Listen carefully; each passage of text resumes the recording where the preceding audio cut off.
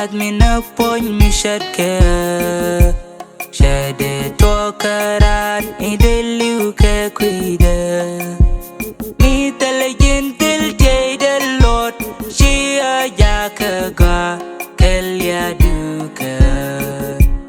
Enok mi GAAY NAATH mi na pony mi shatke Shade to karan ideliu ke kuide Mi talagin til jade lot Shia yakaga kelya duka Alyak te yijin min shirosu kelya duija Nane lo nyirem no kade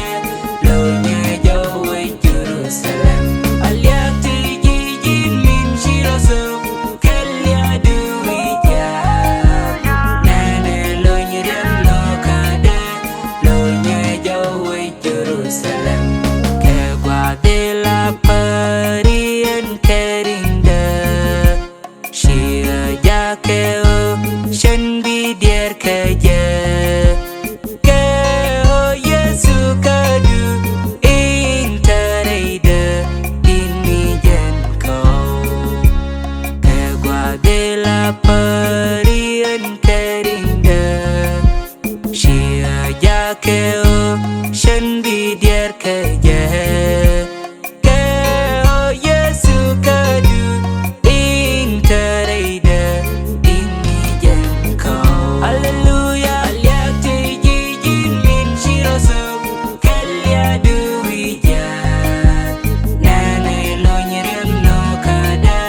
lo nyejawe Jerusalem Alyak te yijin min shirosu kelya duija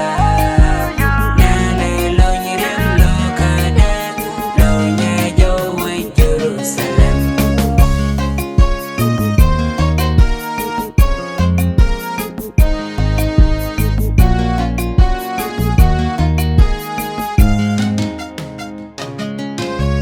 Kenok den sha kame jene ideal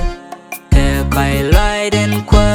kame jene ideal Ta ke juj ka ta ke liak Ke ponye shirokun